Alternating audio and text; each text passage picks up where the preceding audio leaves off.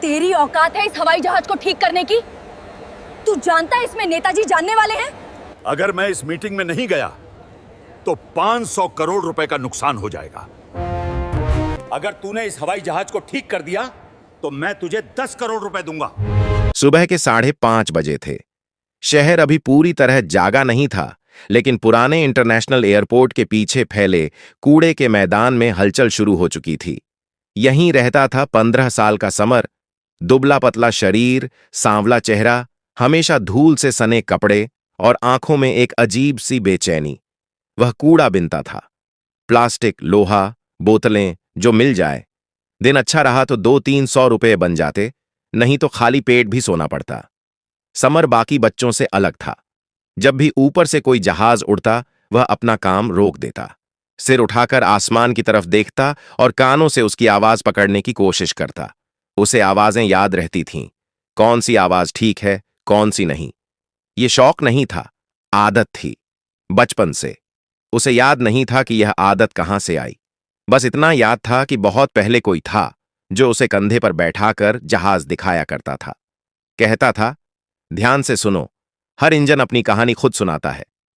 आज का दिन खास था। एयरपोर्ट से एक नया यात्री विमान उड़ान भरने वाला था।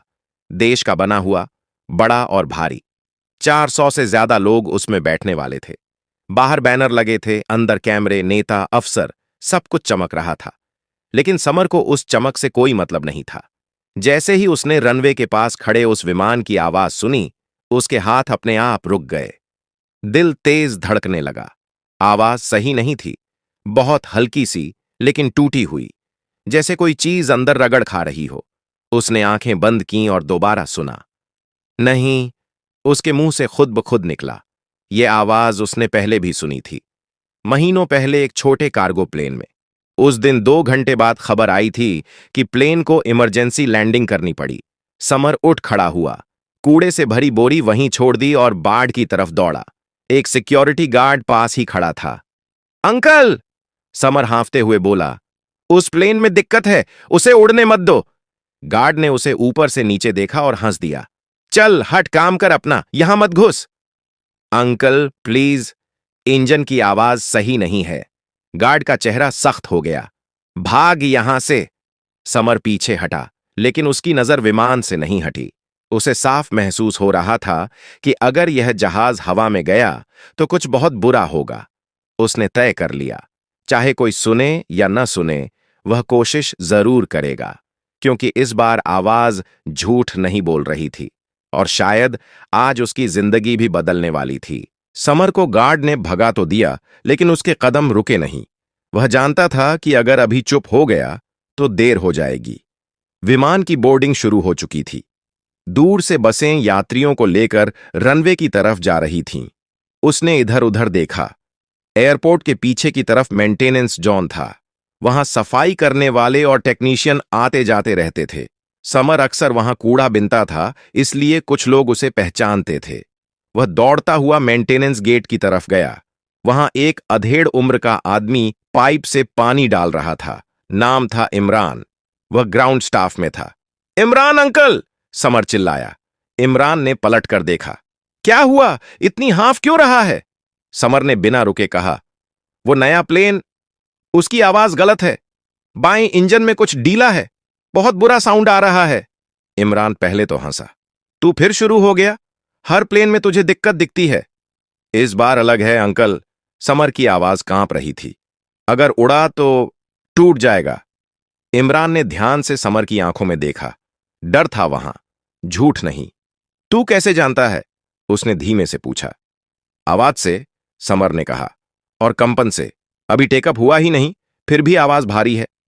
इमरान कुछ पल चुप रहा, फिर बोला, ठीक है, मैं अपने सुपरवाइजर को बोल देता हूं, लेकिन अगर गलत हुआ तो मुझे मत फंसाना। वे दोनों अंदर की तरफ गए। इमरान ने रेडियो पर किसी से बात की। थोड़ी देर बाद एक इंजीनियर आया, हेलमेट, जैकेट, हाथ में टैबलेट। क्या है मामला? उसने रूखेपन से पूछा। इमरान ने समर की तरफ इशारा किया। यह लड़का कह रहा है कि इंजन में दिक्कत है। इंजीनियर ने समर को देखा। तू? सर, समर ने हिम्मत जुटाकर कहा, बाएं इंजन में असामान्य कंपन है, आवाज खिंची हुई है, जैसे कुछ रगड़ खा रहा हो। इंजीनियर की भौहें सिकुड़ी। तू ये शब्द कहां से सीख रहा है? समर चुप रहा। उसे जवाब नहीं पता था। इंजीनियर ने टैबलेट पर कुछ देखा। पिछली रिपोर्ट क्लियर है। फिर भी देख लीजिए, इमरान बोला। 5 मिनट लगेंगे। इंजीनियर झुंझलाया, लेकिन उसने इशारा किया। ठीक है, एक क्विक चेक। वे इंजन के पास पहुंचे। शोर, हवा, मशीनों की आवाज। इंजीनियर ने कानों पर हेडसेट लगाया। समर पास खड़ा रहा। 1 मिनट, 2 मिनट। इंजीनियर का चेहरा बदला। उसने हेडसेट हटाया और नीचे झुककर देखा। हाथ से हल्का सा छुआ। यह, उसने बुदबुदाया। इमरान की धड़कन तेज हो गई। क्या हुआ? इंजीनियर ने सीधा खड़े होकर कहा। इंजन माउंट के पास बोल्ट ढीला है। अगर उड़ान में दबाव बढ़ा तो इंजन असंतुलित हो सकता है। समर ने आंखें बंद कर लीं। उसे पता था। इंजीनियर ने तुरंत रेडियो उठाया। फ्लाइट होल्ड करो, अभी। पहली बार किसी ने उसकी बात सुनी थी, और अब पूरे एयरपोर्ट की रफ्तार थमने वाली थी। इंजन की जांच होते ही एयरपोर्ट के कंट्रोल रूम में हलचल मच गई। रेडियो पर आवाजें तेज हो गईं। फ्लाइट होल्ड, टेक ऑफ रोको, मेंटेनेंस टीम अलर्ट। कुछ ही मिनटों में बोर्डिंग बसें रुक गईं और यात्रियों को नीचे उतारने का आदेश दे दिया गया। लेकिन मामला इतना आसान नहीं था। यह कोई आम फ्लाइट नहीं थी। इस विमान में कई बड़े नेता, उद्योगपति और विदेशी मेहमान सफर करने वाले थे। मीडिया पहले से मौजूद था। उद्घाटन का समय तय था। हर कैमरा लाइव था। कंट्रोल रूम में सीनियर अफसर माथे पर पसीना लिए खड़े थे। एक अधिकारी बोला, सिर्फ एक ढीला बोल्ट है, टाइट कर देते हैं, उड़ान में देरी नहीं होगी। मेंटेनेंस इंजीनियर ने सिर हिलाया। सर, ढीला बोल्ट अपने आप ढीला नहीं होता। यह किसी अंदरूनी तनाव का संकेत है। पूरी असेंबली चेक करनी होगी। कितना समय? कम से कम 2 घंटे। कमरे में सन्नाटा छा गया। उसी वक्त समर बाहर खड़ा था। उसे किसी ने रोका नहीं था, शायद इसलिए कि सब बहुत व्यस्त थे। वह दूर से ही विमान को देख रहा था। उसकी नजर अब भी इंजन पर थी। इमरान उसके पास आया। तू सही था बेटा, उसने धीमे से कहा। समर ने सिर हिलाया। अभी भी खतरा है अंकल, सिर्फ बोल्ट नहीं है। तुझे और क्या लग रहा है? इमरान ने पूछा। समर ने कुछ सेकंड सोचा। इंजन जब स्लो स्पीड पर भी असंतुलित लगे तो अंदर कहीं मेटल थक चुका होता है। उड़ान में वो फट सकता है। यह बात इमरान ने इंजीनियर तक पहुंचाई। इंजीनियर ने दोबारा जांच का आदेश दिया। इस बार गहराई से। अल्ट्रासोनिक स्कैन, थर्मल रीडिंग, सब कुछ। 30 मिनट बाद रिपोर्ट आई। इंजन शाफ्ट में माइक्रो फ्रैक्चर था। अगर यह विमान उड़ता तो ऊंचाई पर इंजन जाम हो सकता था। आग लग सकती थी। कंट्रोल खो सकता था। अब किसी के पास बहस की गुंजाइश नहीं थी। फ्लाइट आधिकारिक तौर पर रद्द कर दी गई। जैसे ही यह खबर बाहर आई, मीडिया टूट पड़ा। कैमरे घूम गए। सवालों की बौछार शुरू हो गई। फ्लाइट क्यों रोकी गई? क्या विमान सुरक्षित नहीं था? यह फैसला किसने लिया? और फिर किसी ने कहा, एक लड़के ने चेतावनी दी थी। सबकी नजरें समर पर पड़ीं। फटे कपड़े, गंदे हाथ, उलझे बाल। यही है? एक रिपोर्टर ने पूछा। समर घबरा गया। उसने ऐसा ध्यान कभी नहीं देखा था। एक पत्रकार उसके पास आया। तुम्हारा नाम क्या है? समर। तुमने कैसे पहचाना कि प्लेन में खराबी है? समर ने सच कहा, आवाज से। यह जवाब टीवी पर लाइव चला गया। कुछ लोग हंसे, कुछ चुप हो गए। लेकिन जिन इंजीनियरों ने रिपोर्ट देखी थी, वे जानते थे यह कोई मजाक नहीं था। इसी बीच खबर ऊपर तक पहुंच चुकी थी। एक वरिष्ठ नेता जो इस फ्लाइट में सफर करने वाले थे ने तुरंत मिलने की इच्छा जताई। उस लड़के को मेरे पास लाओ, आदेश आया। समर को नहीं पता था कि यह मुलाकात उसकी जिंदगी की दिशा बदल देगी, लेकिन इतना तय था, आज वह सिर्फ कूड़ा बिनने वाला लड़का नहीं रह गया था। समर को पहली बार वीआईपी लाउंज में ले जाया गया। चमकदार फर्श, ठंडी हवा, दीवारों पर लगी बड़ी बड़ी तस्वीरें। वह सहमा हुआ था। उसके गंदे कपड़ों की वजह से कुछ लोग अजीब नजरों से देख रहे थे, लेकिन किसी ने उसे रोका नहीं। लाउंज के बीचों बीच एक लंबा सा टेबल था। उसके सिरे पर बैठे थे देश के एक बड़े नेता, नागरिक उड्डयन मंत्रालय से जुड़े हुए। चेहरे पर गंभीरता थी, आंखों में तेज। तुम ही हो समर? उन्होंने पूछा। जी, समर ने धीरे से कहा। तुम्हें पता है आज उस विमान में कितने लोग बैठने वाले थे? हाँ सर, बहुत सारे। और अगर वह उड़ जाता? समर ने सिर झुका लिया। तो शायद वापस नहीं आता। कमरे में सन्नाटा छा गया। नेता ने इंजीनियरों की तरफ देखा। आप कंफर्म करते हैं कि अगर यह लड़का ना बोलता तो हादसा हो सकता था? सीनियर इंजीनियर ने बिना हिचक कहा, जी सर, गंभीर हादसा। नेता ने गहरी सांस ली, फिर समर की तरफ देखा। तुमने किसी लालच में यह नहीं किया है ना? नहीं सर, समर ने तुरंत कहा। मुझे बस आवाज गलत लगी, मैं डर गया था। यह जवाब सुनकर नेता कुछ सेकंड चुप रहे, फिर बोले, डर ने आज सैकड़ों जानें बचाईं। बाहर मीडिया शोर मचा रही थी, अंदर इतिहास बन रहा था। नेता ने आदेश दिया, इस पूरी घटना की आधिकारिक रिपोर्ट बनेगी और इस लड़के की भूमिका उसमें साफ लिखी जाएगी।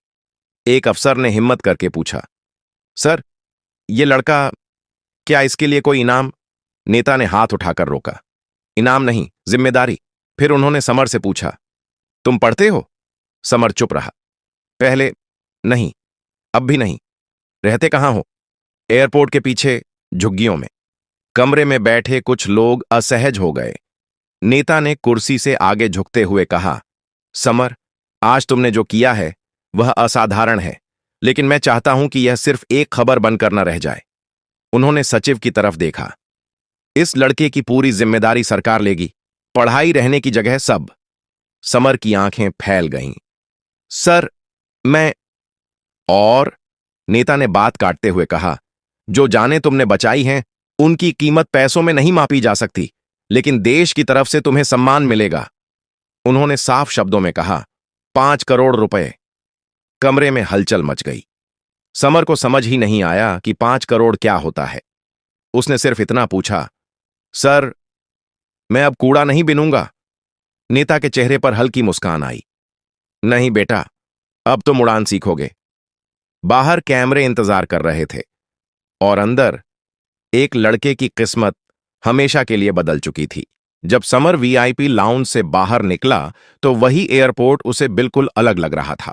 कुछ घंटे पहले तक जिन गार्ड्स ने उसे दुत्कार दिया था वही अब रास्ता साफ कर रहे थे।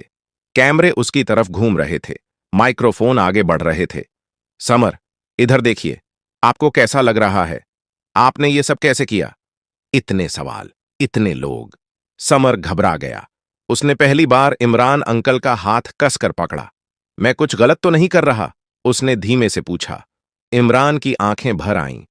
नहीं बेटा, आज तू बिल्कुल सही कर रहा है। उसी शाम सरकार की तरफ से प्रेस कॉन्फ्रेंस हुई। बड़े अधिकारी, तकनीकी रिपोर्ट, सब कुछ सामने रखा गया। साफ कहा गया कि अगर समय पर चेतावनी न मिलती तो विमान के उड़ान भरते ही इंजन फेल हो सकता था, और उस चेतावनी का नाम था समर। टीवी पर उसका चेहरा बार बार दिखाया जा रहा था। कूड़ा बीनने वाले 15 साल के लड़के ने टाली बड़ी विमान दुर्घटना, आवाज से पहचानी खराबी, सैकड़ों की जान बची। एयरपोर्ट के पीछे की झुग्गी में लोग टीवी देखने जमा थे। वही झुग्गी जहां समर रात को प्लास्टिक की बोरी सिरहाने रखकर सोता था। उसकी बूढ़ी पड़ोसन बुदबुदाई, मैं तो कहती थी ये लड़का अलग है। लेकिन समर को यह सब समझ नहीं आ रहा था। उसे बस एक अजीब सी थकान महसूस हो रही थी, जैसे कई सालों का बोझ एक साथ उतर गया हो। रात को उसे पहली बार सरकारी गाड़ी में बैठाकर एक गेस्ट हाउस ले जाया गया। साफ कमरा, बिस्तर, खाना। खाना देखकर वह रुक गया। इतना सारा मेरे लिए? हां, अफसर ने कहा, अब सब तुम्हारे लिए है। समर ने धीरे धीरे खाना खाया। हर निवाला अजनबी लग रहा था। बिस्तर पर लेटते ही उसे नींद नहीं आई। आंख बंद करते ही वही आवाजें गूंजने लगीं, इंजन की, हवा की, कंपन की। उसने छत की तरफ देखते हुए सोचा, अगर मैं न सुनता तो क्या होता? पहली बार उसे एहसास हुआ कि उसकी यह अजीब सी काबिलियत कोई खेल नहीं थी। अगले दिन एक टीम आई, मनोवैज्ञानिक, शिक्षक, एविएशन एक्सपर्ट। उन्होंने उससे सवाल पूछे, बहुत सवाल, और हर बार समर का जवाब लगभग एक सा था, मुझे बस आवाज से पता चलता है। एक वरिष्ठ एविएशन एक्सपर्ट ने कहा, यह दुर्लभ क्षमता है। कुछ लोग संगीत में पहचान लेते हैं, कुछ मशीनों में। नेता का संदेश आया, इस लड़के को सही दिशा दो। तय हुआ कि समर की पढ़ाई शुरू होगी। पहले सामान्य स्कूल, फिर तकनीकी ट्रेनिंग, और जब समय आएगा एविएशन की पढ़ाई। 5 करोड़ रुपए का फंड उसके नाम ट्रस्ट में डाल दिया गया। सीधे हाथ में नहीं, ताकि भविष्य सुरक्षित रहे। समर ने सिर्फ एक बात पूछी, मैं इमरान अंकल से मिल सकता हूं? इजाजत मिल गई। जब इमरान आया, समर ने कहा, अगर उस दिन आपने मेरी बात न मानी होती। इमरान ने सिर हिलाया, तो आज मैं खुद को माफ नहीं कर पाता। दोनों चुप हो गए। बाहर से एक विमान उड़ान भर रहा था। समर ने आंखें बंद कीं। आवाज सुनी। इस बार आवाज सही थी और पहली बार उसे सुकून मिला। समर की जिंदगी अब तय शेड्यूल में चलने लगी थी। सुबह स्कूल, दोपहर पढ़ाई, शाम को काउंसलिंग और हफ्ते में 2 दिन एयरपोर्ट के टेक्निकल जोन का विजिट। सब कुछ नया था, लेकिन उसके भीतर कुछ भी बदला नहीं था। वह अब भी आवाजें पहले सुनता था, चेहरे बाद में। स्कूल में बच्चे उसे टीवी वाला लड़का कहते थे। कुछ जलते थे, कुछ तारीफ करते थे, लेकिन समर को इन सबसे फर्क नहीं पड़ता था। क्लास में बैठकर भी जब कभी ऊपर से प्लेन गुजरता, उसकी उंगलियां अपने आप रुक जातीं, कान सतर्क हो जाते। एक दिन एविएशन ट्रेनिंग के दौरान उसे हैंगर में ले जाया गया। सामने खड़ा था एक अधूरा विमान। उसका इंजन खुला हुआ था। सीनियर ट्रेनर ने कहा, समर, आज किताब नहीं, आज सिर्फ सुनो। इंजन चालू किया गया। बाकी छात्रों को शोर सुनाई दे रहा था, समर को फर्क। ये इंजन थका हुआ है, उसने कहा। अभी नहीं, लेकिन कुछ महीनों में। ट्रेनर चौंक गया। रिपोर्ट निकाली गई। सच में पार्ट्स अपनी उम्र के आखिरी चरण में थे। उस दिन पहली बार किसी ने उससे कहा, तुम्हें सिर्फ पढ़ाया नहीं जाएगा, तुमसे सीखा भी जाएगा। लेकिन हर नई शुरुआत के साथ एक डर भी था। मीडिया अब भी पीछे थी। कुछ लोग कहने लगे थे कि यह सब बढ़ा चढ़ाकर बताया गया है। कुछ ने आरोप लगाया कि उसे सिखाया गया होगा। एक टीवी डिबेट में किसी ने कहा, 5 करोड़ एक बच्चे को, क्या यह ड्रामा नहीं है? समर ने यह शो देखा। पहली बार उसे बुरा लगा। उस रात उसने इमरान को फोन किया। अगर मैं सच में गलत निकला तो? इमरान ने बिना रुके कहा, तो भी तू गलत नहीं होगा, क्योंकि तूने ईमानदारी से सुना था। समर चुप हो गया। उसी हफ्ते एक और टेस्ट रखा गया। बिना बताए 3 विमानों की आवाज रिकॉर्डिंग चलाई गई। एक में मामूली फॉल्ट था। समर ने तुरंत पहचान लिया। अब सवाल बंद हो गए। सरकार ने आधिकारिक बयान जारी किया, यह क्षमता दुर्लभ है, पर वास्तविक है। समर को समझ आ गया। उसकी परीक्षा सिर्फ उस दिन नहीं थी, यह हर दिन चलने वाली थी। लेकिन अब वह अकेला नहीं था, और सबसे जरूरी बात, अब वह डर नहीं रहा था। समय बीतने लगा। समर अब सिर्फ वह लड़का नहीं रहा था, उसका नाम लिया जाने लगा था। सेमिनारों में, ट्रेनिंग प्रोग्राम्स में और कभी-कभी संसद की बैठकों में भी। अगर एक 15 साल का लड़का सुन सकता है, तो सिस्टम क्यों नहीं? यह वाक्य कई बार दोहराया गया। समर की पढ़ाई तेजी से आगे बढ़ रही थी। गणित अब भी मुश्किल लगता था, लेकिन मशीनों की भाषा उसे अपने आप समझ में आती थी। उसे औपचारिक शब्द नहीं आते थे, लेकिन मतलब साफ होता था। एक दिन उसे दिल्ली बुलाया गया, एक राष्ट्रीय सुरक्षा सम्मेलन में। बड़े-बड़े अधिकारी, वैज्ञानिक और पायलट मौजूद थे। समर सबसे पीछे बैठा था। जब उसका नाम पुकारा गया तो पूरा हॉल शांत हो गया। वह मंच पर गया, हाथ कांप रहे थे। मुझे बोलना नहीं आता, उसने कहा, मैं सिर्फ सुन सकता हूं। हॉल में हल्की मुस्कान फैल गई। लेकिन अगर हम सुनना सीख लें, समर ने आगे कहा, तो शायद हादसों से पहले रुक सकते हैं। यह भाषण नहीं था, यह अनुभव था। तालियां देर तक बजती रहीं। उसी दिन सरकार ने एक नई पहल की घोषणा की, sound based safety audit program, और समर उसका चेहरा बना। उसके नाम पर एक स्कॉलरशिप शुरू हुई, गरीब बच्चों के लिए जो तकनीकी हुनर रखते थे। जब वह मंच से उतरा, किसी ने उससे पूछा, तुम्हें सबसे ज्यादा खुशी कब हुई? समर ने सोचा, उस दिन नहीं जब मुझे 5 करोड़ मिले, उसने कहा। उस दिन जब पहली बार किसी ने मेरी बात पर भरोसा किया। एयरपोर्ट के बाहर वहीं झुग्गी अब भी थी। समर कभी कभी वहां जाता था, बच्चों को देखता था, उनमें खुद को ढूंढता था। एक बच्चा बोला, भैया मैं भी प्लेन बनाऊंगा। समर मुस्कुराया, पहले सुनना सीखो। देश ने उसे हीरो कहा, मीडिया ने आइकन, लेकिन समर आज भी खुद को वही मानता था, एक लड़का जो शोर में भी सच सुन सकता था। कुछ साल बाद की बात है, वही एयरपोर्ट, लेकिन इस बार दृश्य अलग था। हैंगर के बाहर एक छोटा सा समारोह रखा गया था। ज्यादा कैमरे नहीं थे, न कोई शोर, बस कुछ इंजीनियर, प्रशिक्षक और वही लोग जिन्होंने शुरुआत में समर की बात सुनी थी। एक विमान तैयार खड़ा था, पूरी तरह जांचा हुआ, सुरक्षित। समर अब 17 का हो चुका था। कपड़े सादे थे, लेकिन आंखों में वही पुरानी चमक थी। आज वह सिर्फ देखने नहीं आया था, आज वह हिस्सा बनने आया था। सीनियर इंजीनियर ने उसे बुलाया। आज तुम सिर्फ सुनोगे नहीं, उसने कहा, आज तुम चेक भी करोगे। समर ने दस्ताने पहने, इंजन के पास गया, हाथ रखा, आंखें बंद कीं। सब शांत था। सब ठीक है, उसने कहा। पहली बार उसकी बात पर कोई सवाल नहीं हुआ। विमान धीरे धीरे रनवे की तरफ बढ़ा। समर एक तरफ खड़ा देखता रहा।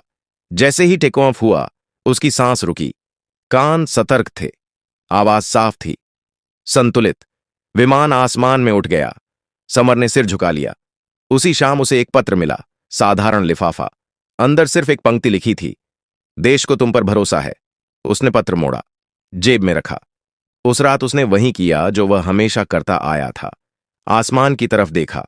एक और विमान गुजरा। समर रुका, सुना, मुस्कुराया, क्योंकि अब वह जानता था कुछ आवाजें सिर्फ चेतावनी नहीं होती, कुछ आवाजें रास्ता दिखाती हैं। अगर कहानी पसंद आई हो तो लाइक जरूर करें, चैनल को सब्सक्राइब करें और इस कहानी को अपने दोस्तों के साथ शेयर करें। कमेंट बॉक्स में अपना शहर या गांव का नाम जरूर लिखें ताकि हमें पता चले आप कहां से देख रहे हैं।